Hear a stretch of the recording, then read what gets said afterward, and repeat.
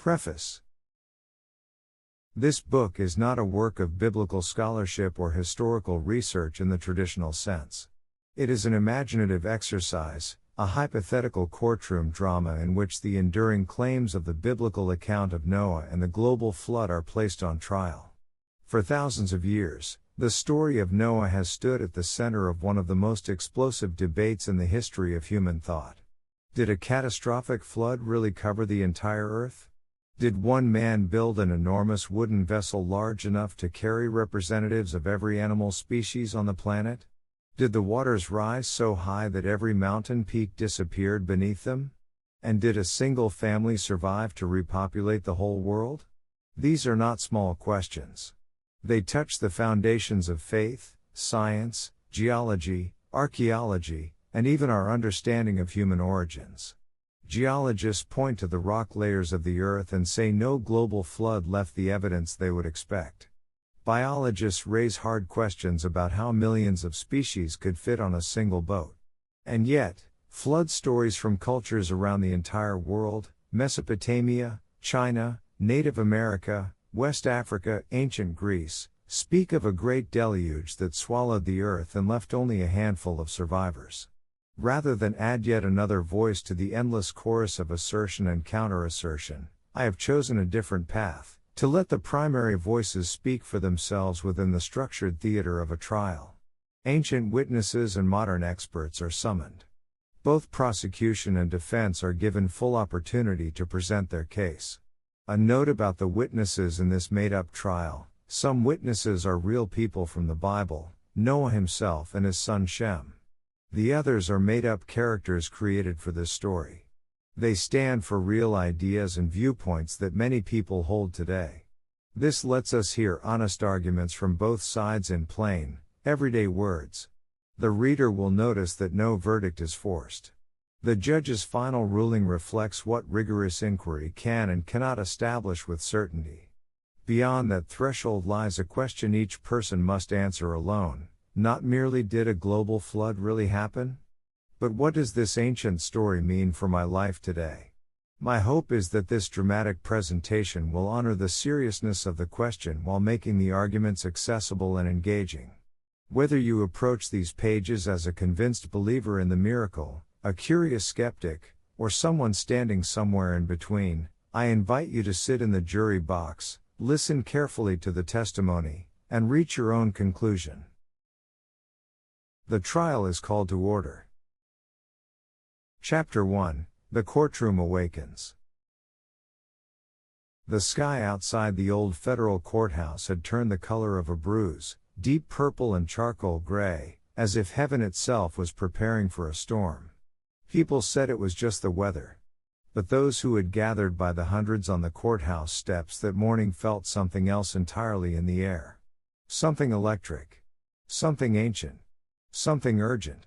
News vans lined both sides of the street, their satellite dishes aimed at the sky like offerings to some broadcasting god. Reporters in sharp blazers and perfect makeup stood before cameras with practiced urgency.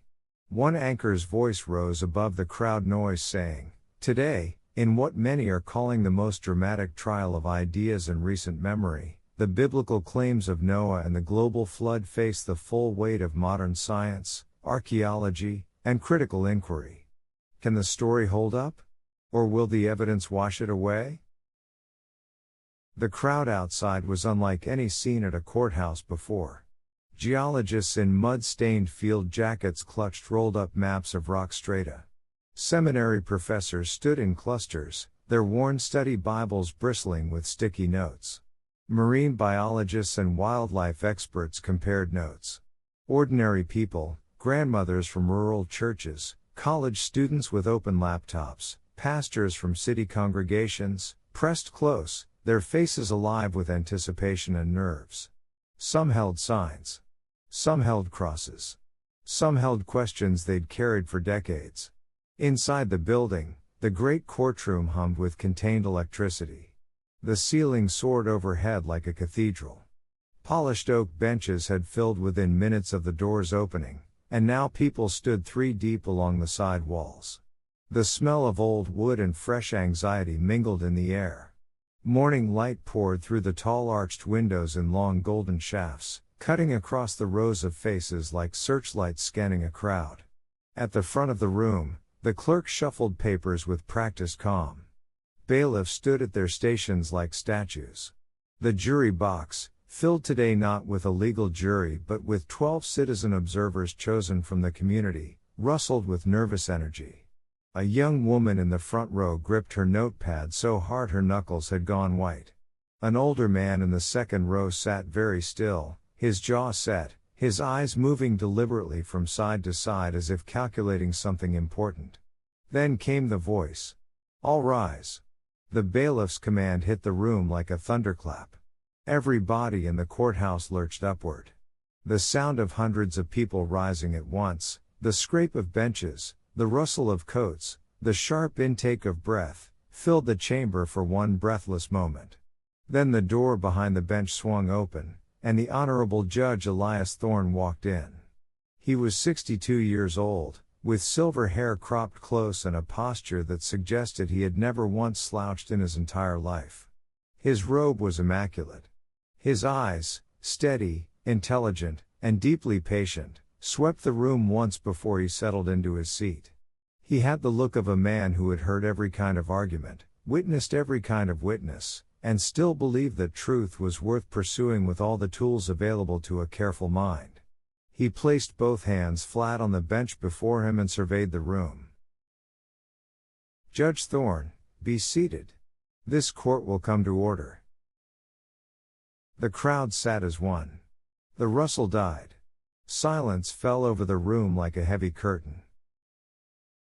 "Judge Thorne, this is no ordinary proceeding. We have before us one of the oldest and most disputed claims in human history.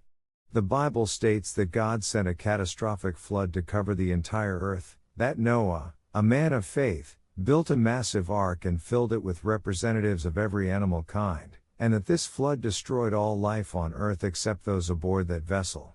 These are extraordinary claims. This court will give them an extraordinary hearing." He paused, letting the weight of those words settle.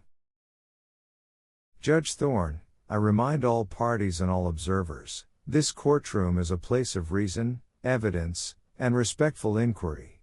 We will not mock the faith of anyone who holds these claims dear. We will also not dismiss the challenges that honest science and scholarship have raised. Both prosecution and defense will be heard fully.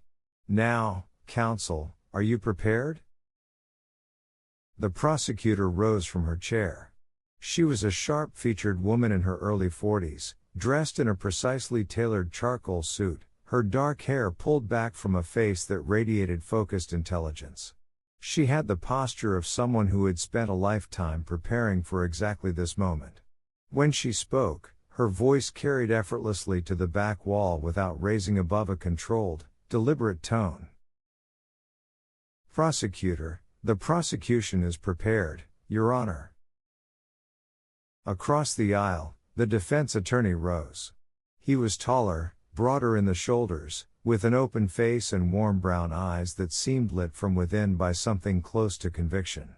He wore a navy suit and a small gold cross on his lapel that caught the morning light. His voice, when it came, was deep and full, a voice that seemed built for declaring things.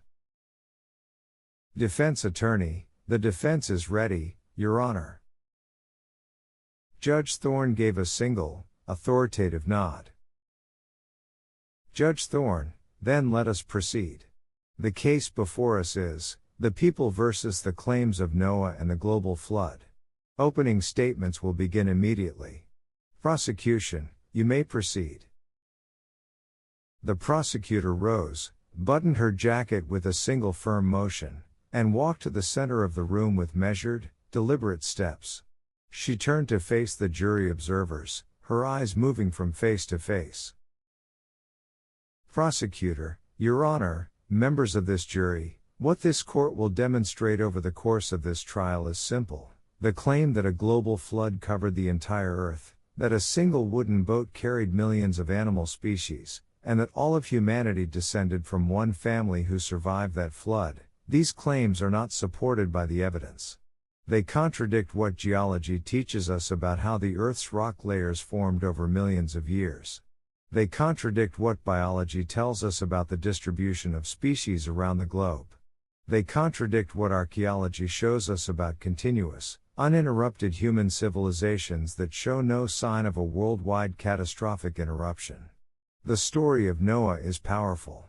Its message of judgment and grace is moving. But the claim that it describes a literal global event that reshaped the entire planet? That claim does not survive serious scrutiny. The evidence will make that clear. She returned to her seat. The room was quiet for a long moment. Then the defense attorney rose. He walked to the center without haste, as if he had all the time in the world, and all the confidence in the universe. He looked at the jury observers with something close to warmth. Defense attorney, Your Honor, ladies and gentlemen, what this court will discover is that the evidence does not wash away the claims of Noah. Flood traditions appear on every continent and nearly every ancient culture on Earth. Geology reveals genuine evidence of catastrophic water events that conventional dating cannot fully explain. The biblical account includes specific, measurable details, the dimensions of the ark, the duration of the flood, the landing place on Ararat, that are the marks of genuine historical recollection, not myth.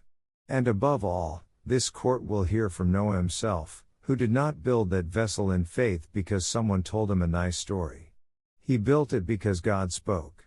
We will show that the claims of Noah and the global flood deserve far more respect, and far more serious consideration, than popular culture is willing to give them.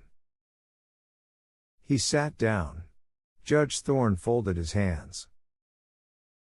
Judge Thorne, very well. Prosecution, call your first witness. The courtroom leaned forward as one. Chapter 2, The Prosecution's Case.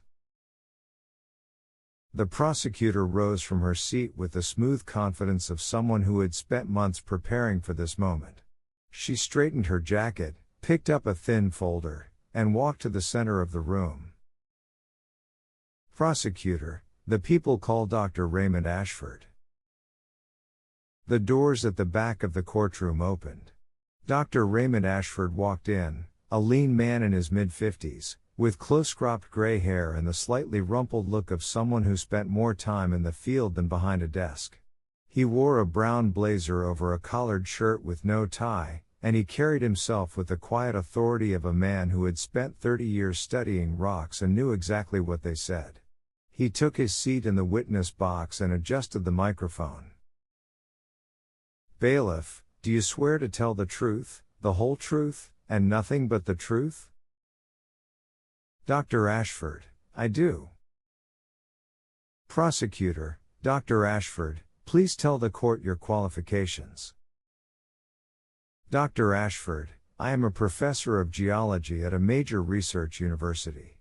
I have spent 30 years studying sedimentary rock formations, stratigraphy, that's the science of how rock layers form, and glacial geology. I have published extensively on the formation of sedimentary deposits and the timescales involved. Prosecutor, in your expert opinion, does the geological record support the claim of a global flood that covered the entire Earth within the last 10,000 years? Dr. Ashford, it does not. The geological record tells us a very clear story. Rock layers form slowly, through the gradual accumulation of sediment over vast stretches of time. The layers we observe in places like the Grand Canyon represent millions of years of deposition. A global flood of the kind described in Genesis, catastrophic, covering all land on Earth, including the highest mountain peaks, would leave an unmistakable signature in the rock record, a distinct layer of mixed, chaotic sediment found uniformly around the globe. No such layer exists. What we find instead is a highly organized, regionally varied rock record that reflects slow, sequential processes over geological time. Prosecutor, could a global flood have rearranged the evidence in ways we no longer recognize? Dr. Ashford, that argument has been made by so-called flood geologists. The problem is that it doesn't hold up under examination. The rock layers we observe are not chaotically mixed, they are beautifully organized, with specific fossils appearing in specific layers in a consistent order across every continent. That kind of order doesn't survive a planet-wide catastrophic flood. It requires time. Long, slow, steady time.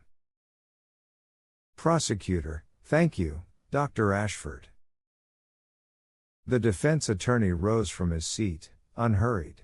He walked slowly toward the witness box, his hands clasped behind his back. Defense attorney: Dr. Ashford, you said a global flood would leave a chaotic sediment layer. But catastrophic flooding does leave its own kind of organized sediment, doesn't it? Sorted by water energy and particle size? Dr. Ashford: To some degree, yes. Flood deposits are recognizable. But they don't match what we see globally. Defense attorney: Are you aware that some geologists, credentialed scientists with PhD.S., have argued that many of the world's sedimentary formations could be explained by rapid catastrophic deposition rather than slow accumulation? Dr. Ashford: I'm aware of those arguments. They represent a small minority view. The mainstream scientific community does not find them convincing. Defense attorney: But they exist. Science does not always speak with one voice. Dr. Ashford: Science involves ongoing debate. But consensus matters. Defense attorney: Noted. Thank you. The defense attorney returned to his seat. A quiet murmur rippled across the benches. Judge Thorne tapped his gavel softly. Judge Thorne: Next witness, prosecution. The prosecutor was already on her feet. Prosecutor: The people call Dr. Priya Nair. A woman in her late 40s entered the courtroom. Dr. Priya Nair was a wildlife biologist, compact, precise in her movements, with quick dark eyes that swept the room with sharp intelligence. She wore a dark blazer and carried a slim tablet she set carefully on the edge of the witness box. Dr. Nair: I am a professor of evolutionary biology and biogeography. Biogeography is the study of where species live around the world and how they got there.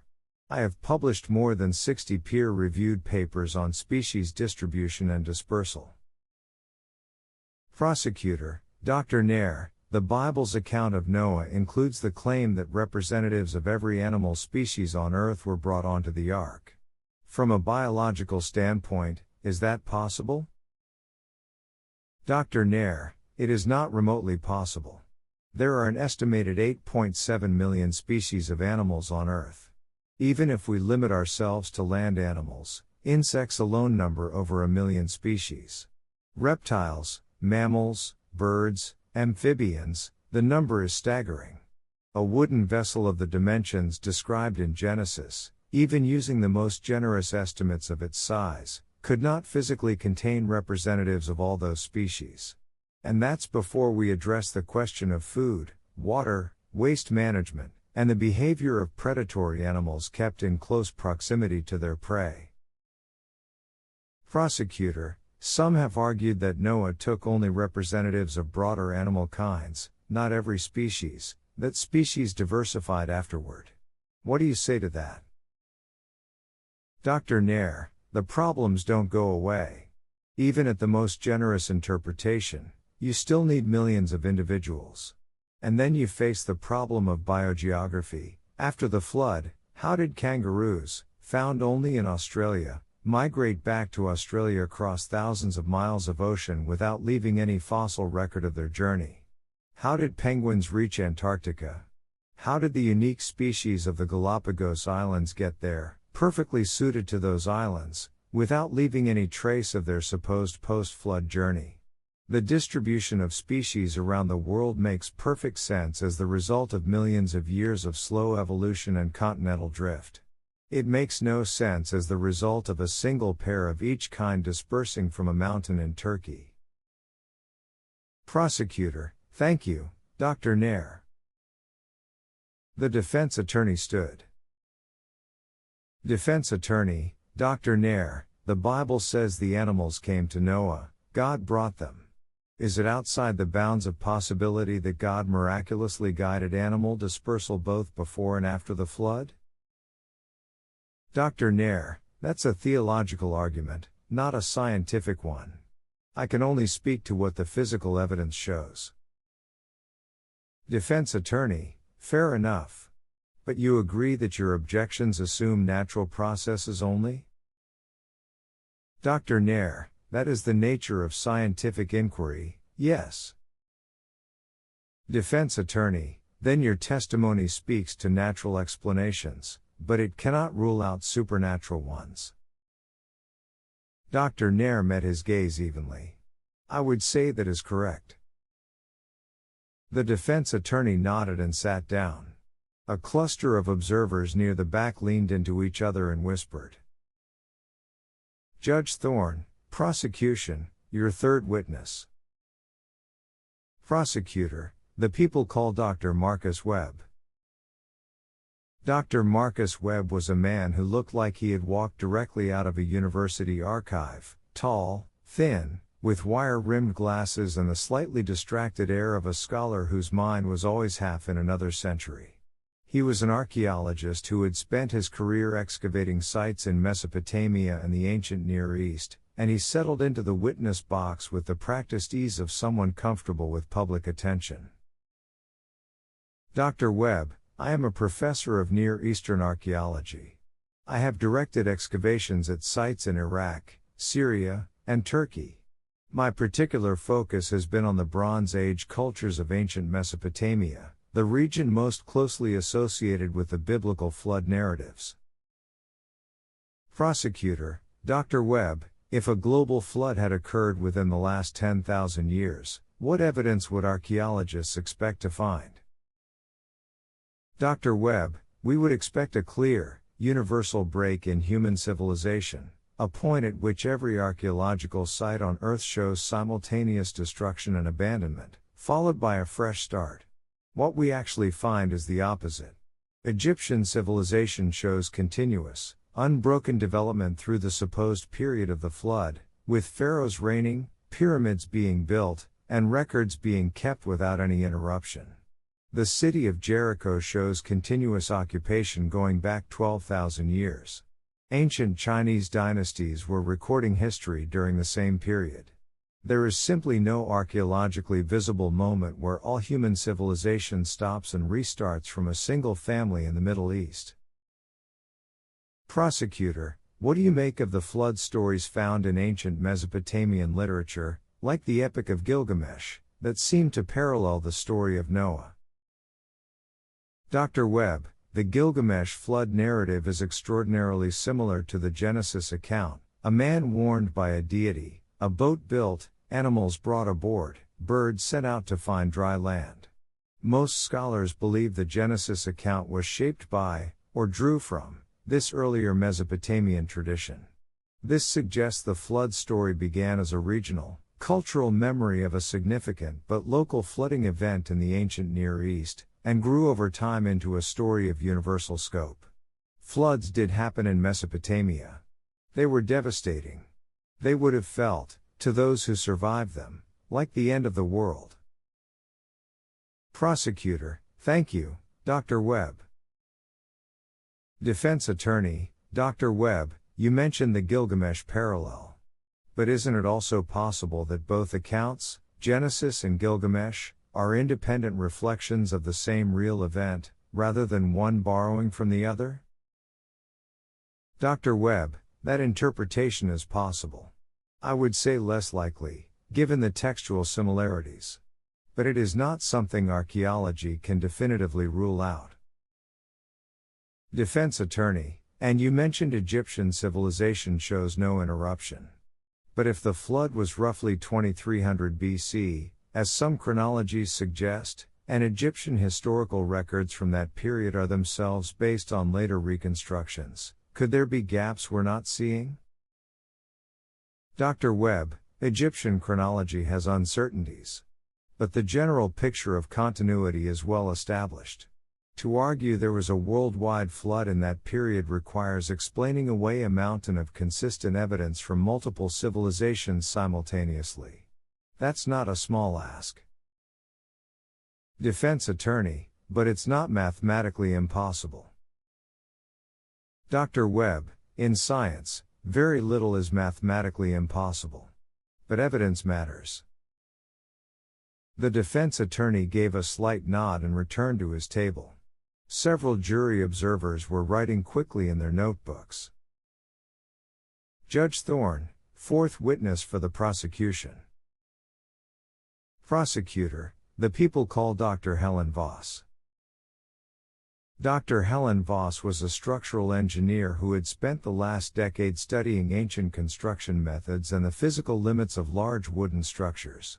She was a heavy-set woman with a no-nonsense air about her, and she took the witness stand with the straightforward manner of someone who dealt in numbers, not feelings.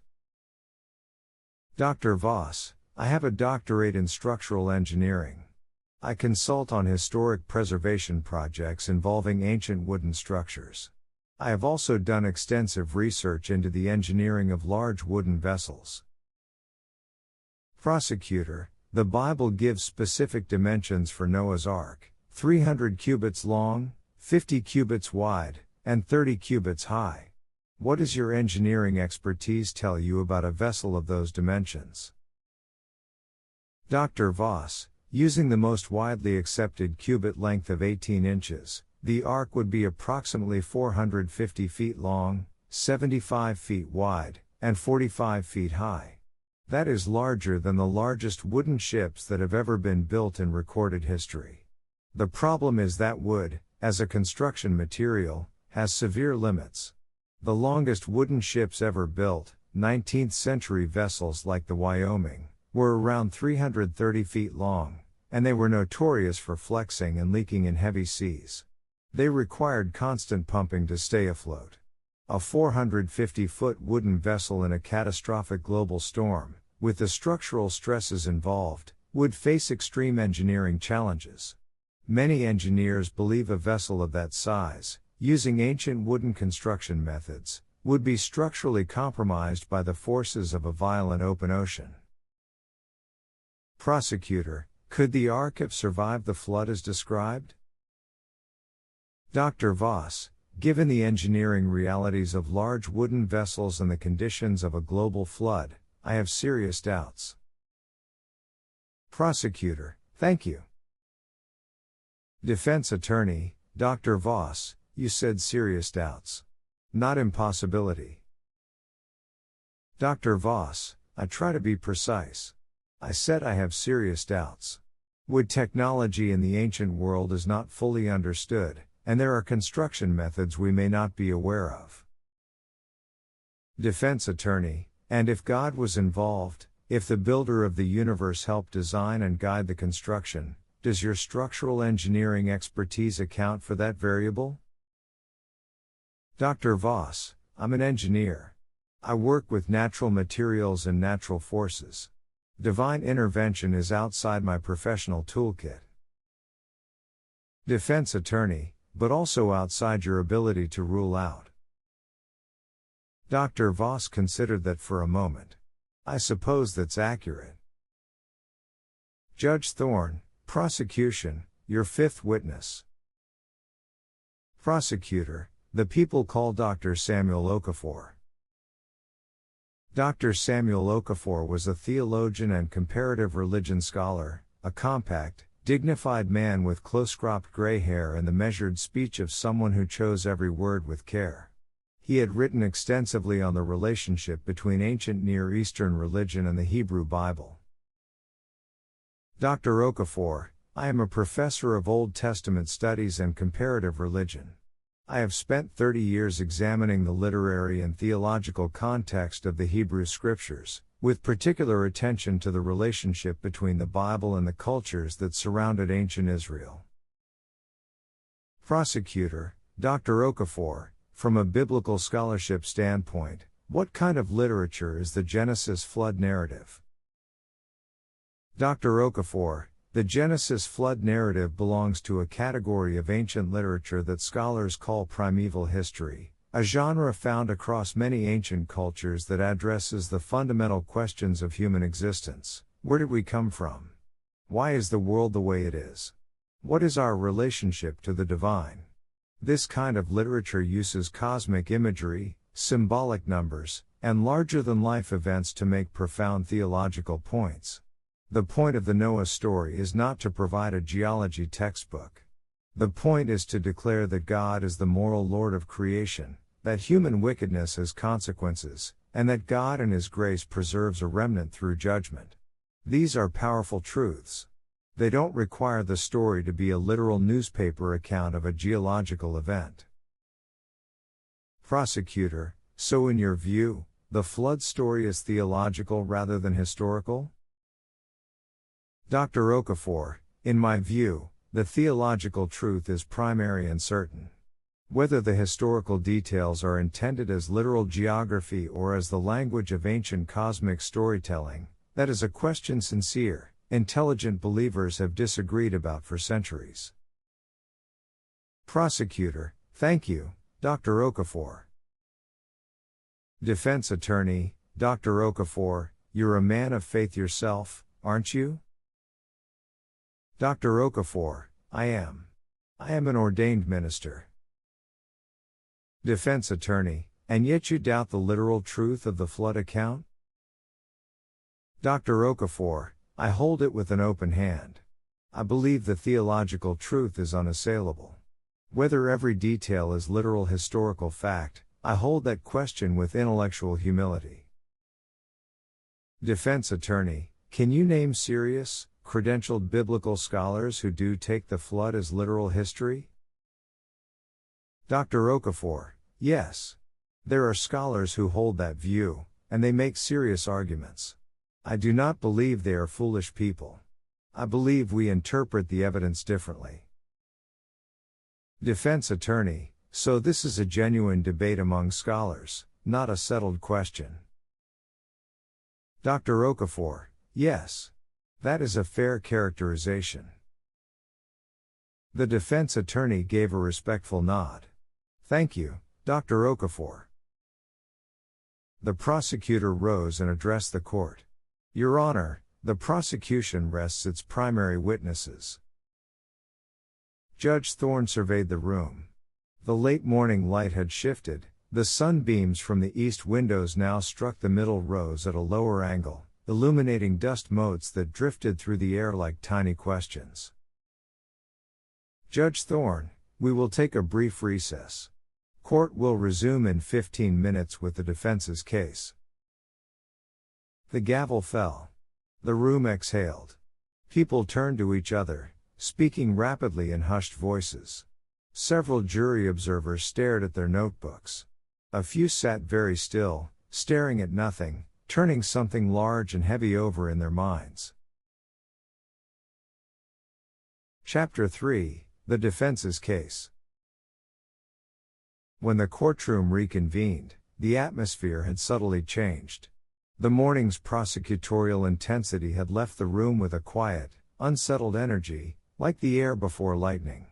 The jury observers had fresh pages turned in their notebooks. The audience had rearranged itself slightly. A few skeptics now seated closer to the front, a few believers near the back who seemed to be praying quietly with their eyes open. Judge Thorne settled into his chair and folded his hands. Judge Thorne, defense, you may call your first witness. The defense attorney rose, buttoned his jacket, and spoke in a voice warm with purpose. Defense attorney, the defense calls Noah. A silence fell over the courtroom, so complete that the distant sound of traffic outside the building became briefly audible. Then, as the rear doors opened, a figure entered that made the room hold its breath. He was an old man, ancient, beyond any measure of age that modern eyes were accustomed to reading. His white beard fell to his chest. His eyes were the color of deep water, clear, steady, and full of something that had no name in modern language. He walked with a staff, but not weakly, The staff was simply part of him, like an extension of his long arm. He wore simple robes of undyed linen, and he moved through the stunned courtroom with the unhurried dignity of a man who had once heard the voice of God in a time before cities. The bailiff swore him in, placing a Bible before him. Noah placed his weathered hand on the cover without looking down, his eyes already fixed on some middle distance that the rest of the room couldn't quite see. Noah, I do, as the Lord lives, I speak only what I have seen and what I have done. Defense attorney, Noah, tell this court, in your own words, why you built the ark. Noah turned his gaze from the distance and looked directly at the jury observers. When he spoke, his voice was not loud, but it filled the room the way a river fills a valley, naturally, completely, without effort. Noah, I built it because God told me to. I know how that sounds to ears that are unaccustomed to hearing him. But the Lord spoke to me. He said, the end of all flesh is before me, for the earth is filled with violence through them. Make yourself an ark of gopher wood. I did not question him. I had walked with him all my life. When he speaks, you know it. It is not like a dream. It is not like your own thoughts. It is different. It is him. And so I built. Defense attorney, how long did it take? Noah, many years. My sons and I, we worked. People came from the nearby villages. Some laughed. Most simply watched. A few asked questions. The rain I was preparing for had never come in that form before, the earth was watered from springs and mist. But I built what God showed me, with the dimensions he gave, and I trusted that he knew what he was doing even when I did not fully understand it. Defense attorney, what happened when the flood came? For a moment, the ancient man was quiet. Something moved across his face, a shadow, a memory, the weight of an event that no human word had ever fully captured. Noah, the deep opened. The windows of heaven opened. I have heard your scientists speak of rock layers and geological time, and I say only this, I was there. I saw the water come from below the earth and above the sky at once. I felt the ark lift from the ground. I heard the sound of a world that was ending. For 150 days, there was nothing but water in every direction as far as any eye could see. And God remembered me. He sent a wind. The waters receded. The ark rested on the mountains of Ararat. And when I walked out onto dry ground and saw the sky again, I fell on my face. Because I knew that I had been held in the hand of God through something that should have destroyed me.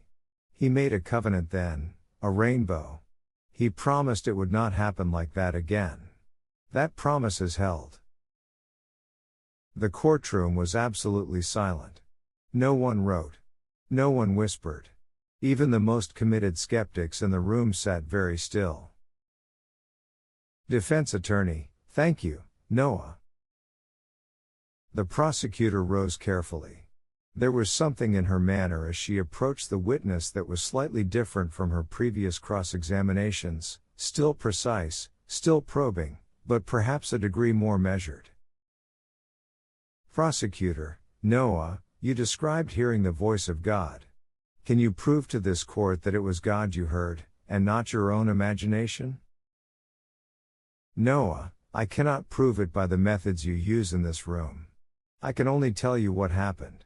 The flood came. The ark held. We survived. The world was remade. I built what I was told to build, and it was enough. Prosecutor, the flood stories of other cultures, Gilgamesh, the Sumerian flood myth, describe events very similar to yours. Could it be that your story and theirs all spring from the same local flood, remembered and retold, growing larger with each generation of storytelling? Noah, I know only what I experienced. If other people in other places tell a similar story, perhaps they are remembering the same event I lived through. Or perhaps God's voice reached more people than I knew about. But I did not make it larger than it was. If anything, no telling of it has ever captured how large it actually was. The prosecutor studied him for a moment, then gave a brief nod. No further questions.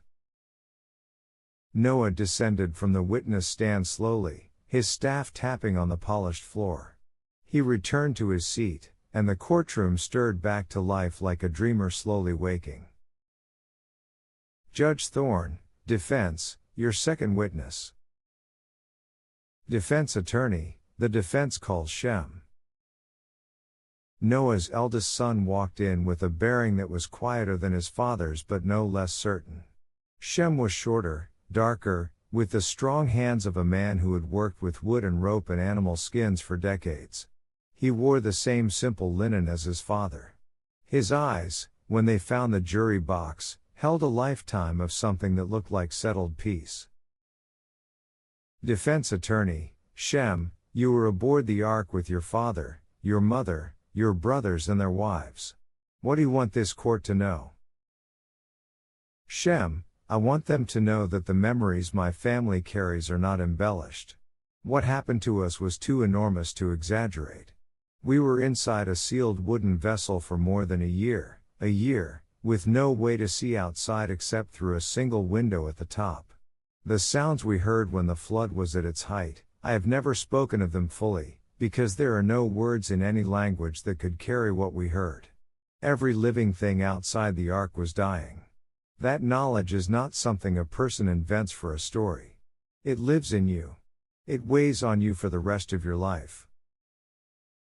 Defense attorney, after the flood, what was it like to emerge into a remade world? Shem, I have thought about that day every day since. My father built an altar immediately. He offered burnt offerings. And the scripture records that the Lord smelled the pleasing aroma and said in his heart that he would never again curse the ground because of man. That covenant, that promise, was not made up. It was given to us. And every rainbow I have seen since has been a reminder that God keeps his promises. Not one of them has faded. The prosecutor's cross-examination was brief. Prosecutor, Shem, how do you explain that civilizations like Egypt were apparently continuing without interruption during the period when the flood supposedly occurred? Shem, I cannot explain how other people reckon their timelines. I can only speak to what my family experienced. The dating systems of the ancient world were not uniform or precise in the way modern science demands. I will not pretend to be an expert in Egyptian chronology. I was on a boat. A ripple of quiet laughter moved through the courtroom, brief, surprised, and quickly suppressed. Even the judge allowed the faintest suggestion of a smile.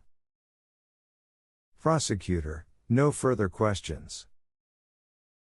Judge Thorne, third defense witness. Defense attorney, the defense calls Dr. Jonathan Adeyemi. Dr. Jonathan Adeyemi was a geologist, but not the kind the prosecution had called.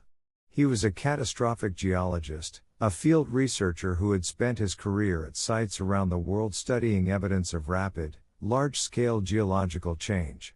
He was a big man, energetic, with the enthusiasm of someone who genuinely loved his work and could not stop himself from showing it. Dr. Adeyemi, I hold a doctorate in geology from a major research university, with a focus on catastrophic and rapid geological processes. I have published research on the formation of canyon systems, rapid sediment deposition, and the geological record of past megafloods. Defense attorney, the prosecution's geologist testified that the rock record shows slow, gradual formation, not a global flood. What is your response? Dr. Adeyemi, the geological record is more complex and more debated than that testimony suggested. Let me give you a concrete example: the channeled scablands of the Pacific Northwest. For decades, mainstream geology insisted those formations, massive dry canyons, giant ripple marks the size of city blocks, had formed slowly over millions of years. Then a geologist named J. Harlan Bretz proposed that they had formed in a single catastrophic flood event. He was mocked for 30 years. Then the evidence caught up with him, And he was proven right. He won the highest honor in geology late in his life.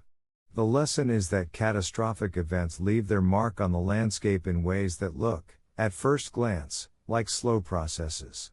We have also found soft tissue preserved in dinosaur fossils, a discovery that challenges long-held assumptions about the timescales of fossilization. Geology is not as settled as the prosecution implied. Defense attorney: what does the flood geology perspective say about the rock record? Dr. Adeyemi: flood geology argues that the massive sedimentary sequences we observe around the world, containing trillions of fossils of marine creatures found far above sea level, sometimes on mountain peaks, are consistent with rapid deposition during a catastrophic global flood. The fossils are found in what appear to be mass burial events, not gradual accumulation. Billions of things died rapidly and were buried deeply enough to fossilize. That doesn't happen in a calm environment. That's a catastrophe. Prosecutor: Dr. Adeyemi: flood geology is a minority view in the scientific community, is it not? Dr. Adeyemi: it is. But minority views have been right before. Bretts was a minority. Continental drift was a minority view when Alfred Wegener proposed it. He was ridiculed for decades too. Now it's in every textbook. I am not claiming consensus. I'm claiming the evidence deserves more serious engagement than it typically receives. Prosecutor: but you cannot prove a global flood from the geological evidence alone. Dr. Adeyemi: I can show evidence consistent with large-scale catastrophic water events. Whether that evidence adds up to a global flood of the biblical scale is a question that involves interpretation, not just data. That's true of the other side as well. They interpret data through long-age assumptions. I interpret the same data with different assumptions. The interpretation depends on your starting point. The prosecutor sat down with the careful expression of someone filing a point away for later. Dr. Adeyemi stepped down with the energy of a man who could have kept talking for another 3 hours. Judge Thorne, fourth defense witness.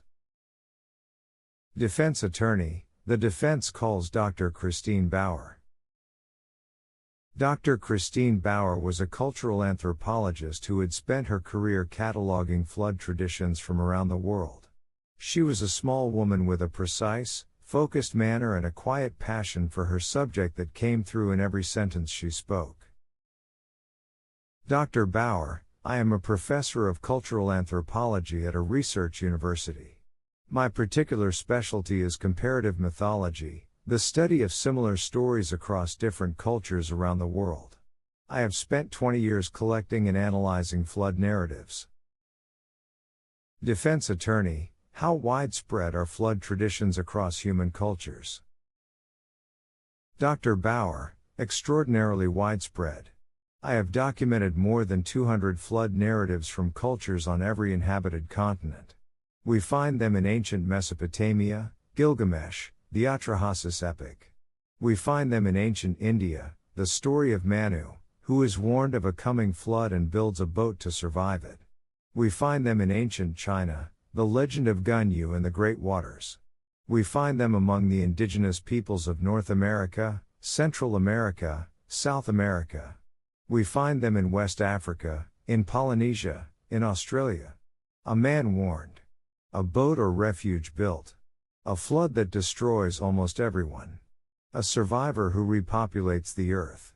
The similarities across cultures that had no known contact with each other are, at minimum, extraordinary.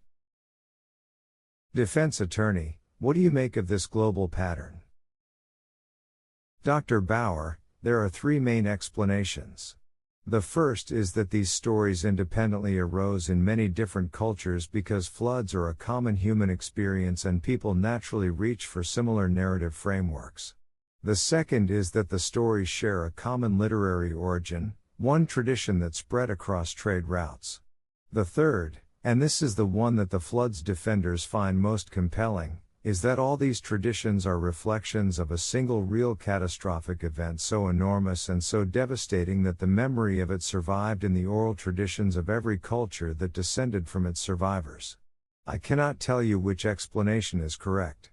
But I can tell you that the global distribution of flood traditions is one of the most remarkable facts in the entire history of world literature.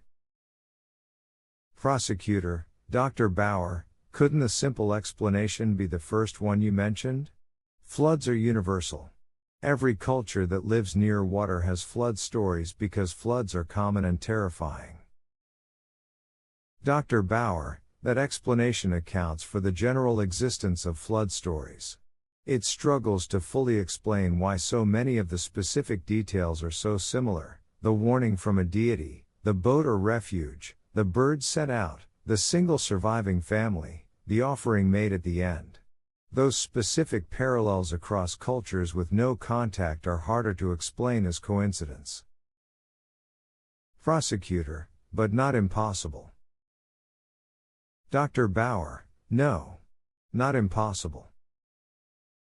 The prosecutor returned to her seat. Several audience members were looking at each other with expressions that suggested the morning's certainties had become considerably less certain. Judge Thorne, fifth defense witness. Defense attorney, the defense calls Dr. Thomas Callaway. Dr. Thomas Callaway was a biblical archaeologist who had worked for decades at sites in Turkey, specifically near the region of Mount Ararat. He was a compact, weathered man in his 60s, with sun-darkened skin and the calm of someone who had spent more of his life outdoors than in. Dr. Callaway, I am an archaeologist specializing in Anatolian ancient history. I have led excavation projects in eastern Turkey for 30 years. Mount Ararat and the surrounding region have been central to my work. Defense attorney, Dr. Callaway, the Bible says the ark came to rest on the mountains of Ararat. Has there been any physical evidence found in that region consistent with a large wooden structure? Dr. Callaway, there have been multiple reports of large wooden structures discovered at high altitudes on Mount Ararat across many centuries. Marco Polo mentioned it. In the 20th century, there were reports from aviators, mountaineers, and research teams. In 2010, a Chinese-Turkish research team announced they had discovered wooden structures at approximately 13,000 feet above sea level on the mountain, which they dated using carbon-14 to approximately 4,800 years ago, which would fall within the biblical timeframe. The discovery was controversial and not fully verified by independent researchers. I want to be careful here. I am not claiming the ark has been found. I am saying the reports are consistent with a real object at a real location, and the mountain is notoriously difficult to fully excavate because of ice coverage, political restrictions, and dangerous conditions. Defense attorney, what does the local tradition say? Dr. Callaway, the local Kurds have called that mountain the Mountain of Noah for as long as anyone can document. The Armenians who lived in the surrounding region for thousands of years considered the mountain sacred specifically because of its connection to Noah. These traditions didn't start with the Bible, they existed alongside it, in cultures that also had their own flood traditions. When a physical mountain in a specific location carries a name connected to a specific biblical event across multiple independent cultural traditions, that is not nothing. That is worth taking seriously. Prosecutor, Dr. Callaway, no verified, peer-reviewed archaeological discovery of Noah's Ark has ever been made. Correct? Dr. Callaway, that is correct. No confirmed, independently verified discovery of the Ark has been made. I want to be honest about that. Prosecutor, without such verification, isn't the Ark on Ararat claim speculative? Dr. Callaway, the claim is unverified. I distinguish between unverified and speculative. There are real reports from real people who claim real observations. Those reports have not been confirmed. They also have not been definitively proven false. The mountain still holds its secrets. He paused, and then added quietly, mountains have a way of doing that. The defense attorney looked at his notes, then set them down. Defense attorney, no further questions. Your Honor, the defense rests. Judge Thorne nodded. He looked at the clock on the wall, then at the jury observers, then at both sets of counsel. Judge Thorne, we will recess until tomorrow morning, at which time both sides will present their closing arguments. Court is adjourned for the day. The gavel cracked. The room broke open like a dam, voices flooding in from every direction. People rose, turned to one another, pointed at their notes, shook their heads in wonder or disagreement or both. Outside the courthouse windows, the sky had cleared, the clouds that had threatened all morning were gone, replaced by a late afternoon blue so clean and vast it seemed impossible. Several of the jury observers remained seated for a long time after everyone else had left, staring at the front of the room where Noah had sat and spoken. No one disturbed them. Chapter 4, Closing Statements and the Verdict. Morning arrived at the courthouse with a stillness that felt earned. The crowd outside was even larger than the first day. News coverage had spread, broadcasts had gone out nationally, and people who had only heard about the trial secondhand had driven through the night to be present for whatever happened next. The line stretched around the block. Police officers managed the overflow with patient, respectful professionalism. Inside, every seat was filled before the bailiff's call. The jury observers returned to their box with the expressions of people who had not slept well, not because they were troubled, exactly, but because they had been thinking too hard to stop. Several of them had brought additional notebooks. One woman had brought her Bible. Judge Thorne entered, and the room came to its feet and then to silence with practiced precision. Judge Thorne, we are here this morning for closing arguments. Both counsel will have full opportunity to summarize the evidence and make their final case. Prosecution, you may proceed. The prosecutor rose.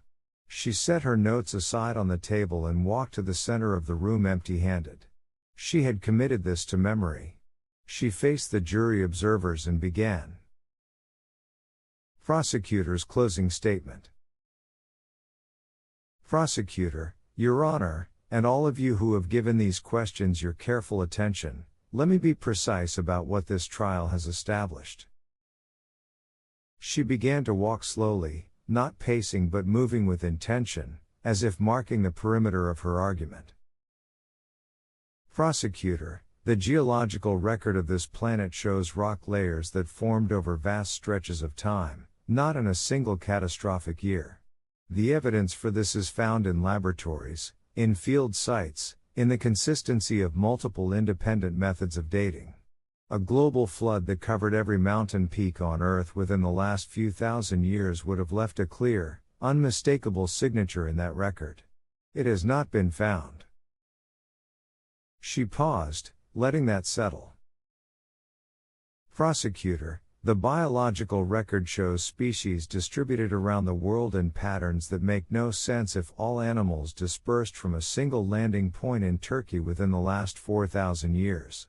Kangaroos in Australia, penguins in Antarctica, unique species on isolated islands, these distributions took millions of years to develop, not centuries. No fossil trail of post-flood migration exists because no such migration occurred. She slowed further, her voice dropping slightly. Prosecutor, the archaeological record shows continuous human civilization in Egypt, in China, in the ancient Near East, with no universal break, no moment of catastrophic interruption. The pyramids were being built during the supposed period of the flood. Civilizations were recording history. There is no worldwide silence followed by a fresh start. She stopped moving and faced the jury observers directly. Prosecutor, the flood stories found across world cultures are interesting. They may reflect a shared literary tradition, or regional flood memories that grew in the telling. But interesting parallels are not geological proof. The defense's witnesses offered alternative interpretations, minority views within their fields, reported discoveries that remain unverified, arguments from the absence of evidence. These are not nothing. But they do not rise to the level of proof. She spoke more quietly now, with something close to gentleness. Prosecutor, the story of Noah is ancient, and it is powerful. The image of one man standing against the tide, literally, building something no one around him believed in, trusting a voice that no one else could hear, that story speaks to something deep in the human heart. The prosecution is not here to take that away from anyone.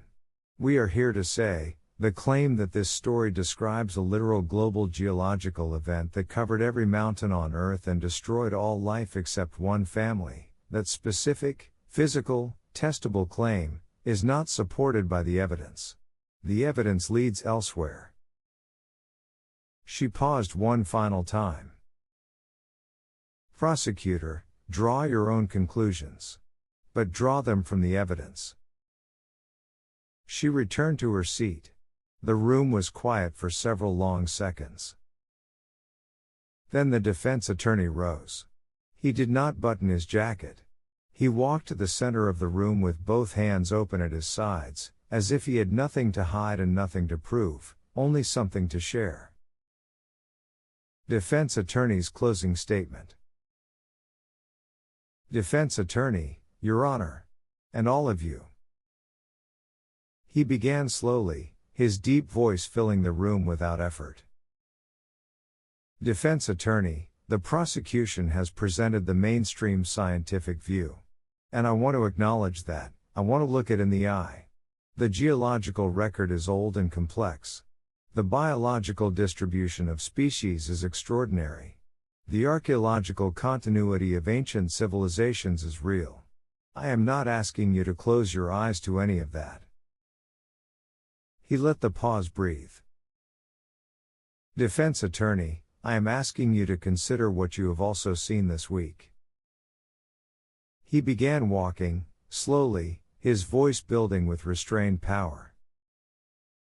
Defense attorney, you heard a geologist testify that the channeled scablons, formations that experts insisted for decades could only be explained by millions of years of slow process, were actually created in a single catastrophic flood event. The man who said so was laughed at for 30 years. Then proven right. Science is not always as settled as its most confident voices suggest. He stopped and turned. Defense attorney, you heard that more than 200 flood traditions exist across every continent on Earth, with strikingly similar details about a warned man, a vessel, a survival, a covenant. 200 stories from cultures that had no contact with each other. That is not coincidence. That is memory. Something happened. Something enormous. Something that left its mark so deep in the human story that no culture on Earth that survived it could stop telling the story of it. He moved closer to the jury box.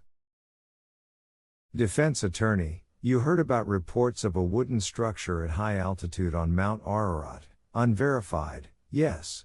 Unexplained, yes. But there. Still there. Waiting. His voice dropped now, becoming personal. Defense attorney, and you heard from Noah himself. You can decide what you make of that. But I would ask you this, what kind of man builds a boat the size of several football fields on dry land, for an event no one around him has ever seen, at the command of a God that the rest of the world has stopped listening to, and is right? What kind of man does that? A man who knows something the experts don't. A man of faith. Not blind faith, active faith. Building faith. Faith with sawdust in its hair and calluses on its hands. That kind of faith is not a weakness. It is a different kind of knowledge. He straightened and spoke to the entire room. Defense attorney, the prosecution asks you to weigh the evidence. So do I weigh all of it. Weigh the geological arguments and the biological questions. But also weigh the 200 cultures that remember the same impossible event. Weigh the ancient man who sat in this chair and told you with steady eyes that he was there. Weigh the rainbow that appears in the sky after every rain, a sign given in covenant by a God who has never, in all of recorded history, sent another flood like that one. He was quiet for a moment. Defense attorney, the claims of Noah do not ask you to be stupid. They ask you to consider the possibility that the universe is larger than our instruments, and that the God who made it has occasionally done things that leave modern science struggling to catch up. That has happened before. It may have happened in the age of Noah. The evidence says, consider it seriously. We ask nothing more. He returned to his seat.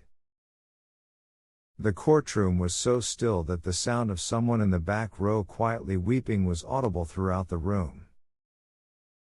Judge Thorne sat for a long moment without speaking. He looked at both tables. He looked at the jury observers.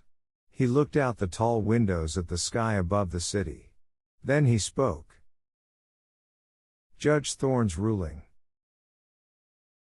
Judge Thorne, we have heard testimony from geologists, biologists, archaeologists, engineers, theologians, and historians.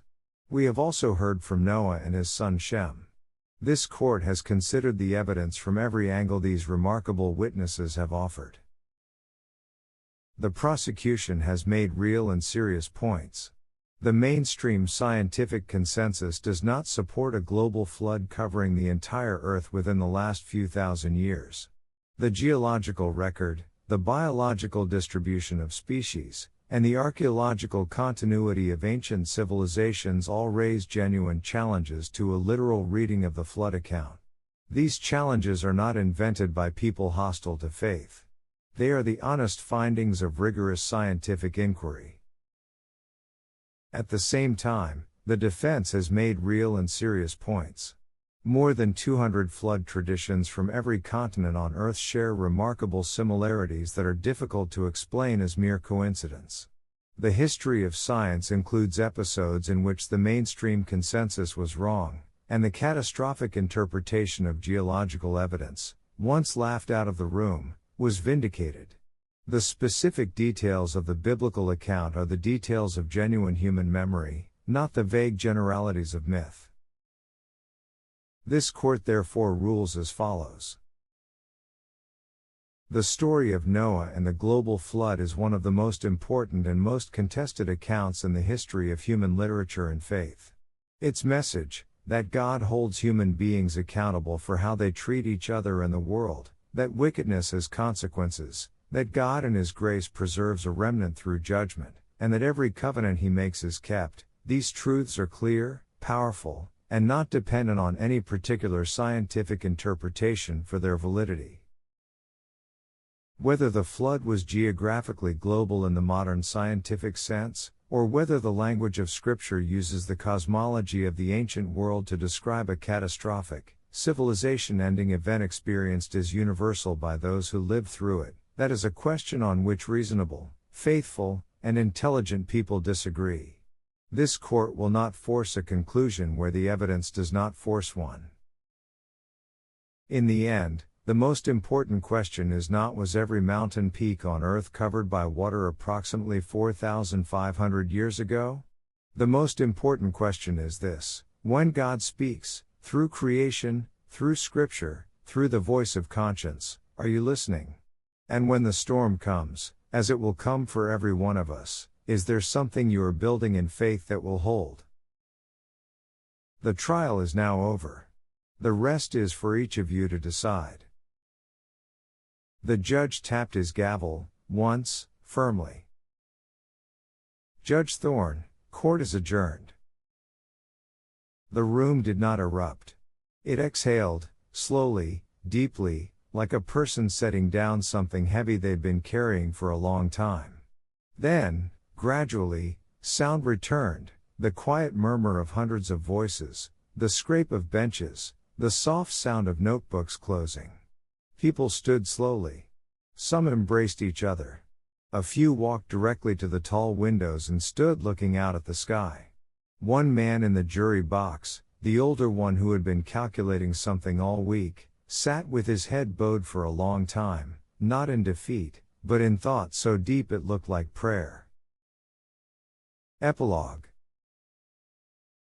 The courthouse emptied slowly, the way water drains from a deep vessel, unhurried, as if there were things still settling at the bottom.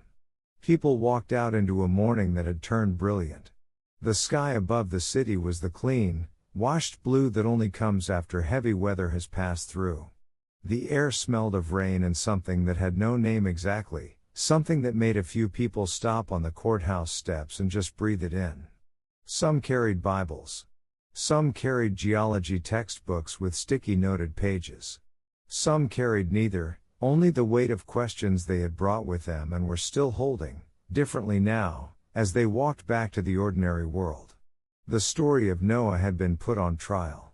And like every great story, it had refused to stay neatly inside the frame the trial had built for it. It kept pressing against the edges. It kept pointing at something larger than the questions anyone had managed to ask. Maybe that is what the oldest stories always do. Perhaps you came to this book as a firm believer, someone who has always taken Noah's account as straightforward history, not because you are naive, but because you trust the God who gave you the scripture. The challenges you heard in this trial are real.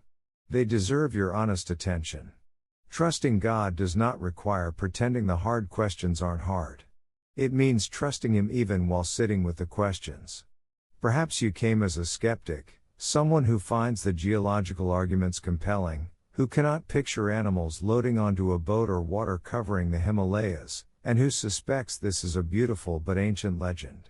The witnesses who spoke of flood traditions from 200 cultures, the unresolved questions in the geological record, the ancient man with the steady eyes who said he was there, perhaps those gave you at least a reason to wonder. Honest inquiry leaves room for wonder. Perhaps you came from somewhere in the middle, as most of us do, holding both the authority of Scripture and the evidence of science, not sure how to reconcile them, not sure if you need to, not quite ready to dismiss either. Wherever you are, the message at the center of Noah's story speaks across every boundary of time and culture and scientific consensus. God sees. God speaks. God saves, not because we deserve it, but because He is gracious. And in the New Testament, the flood finds its deepest meaning. Jesus Himself referred to the days of Noah, not to settle a geological debate, but to say something about the nature of human blindness. As it was in the days of Noah, so it will be at the coming of the Son of Man. For in the days before the flood, people were eating and drinking, marrying and giving in marriage, up to the day Noah entered the ark, and they knew nothing about what would happen until the flood came and took them all away. The warning is not primarily about water. It is about readiness. About paying attention. About not being so absorbed in the ordinary rhythms of life that you miss the moment that changes everything. Noah's neighbors saw a man building something enormous for a reason they couldn't understand. They made their calculations and concluded he was wrong. They were not stupid people. They simply had no framework for what was coming. The ark is still being built. The invitation is still open. And the rainbow still appears after the rain, a covenant sign from a God who keeps His promises. The trial is over. Now the real question is for you. Will you trust and obey the God who saves? The end.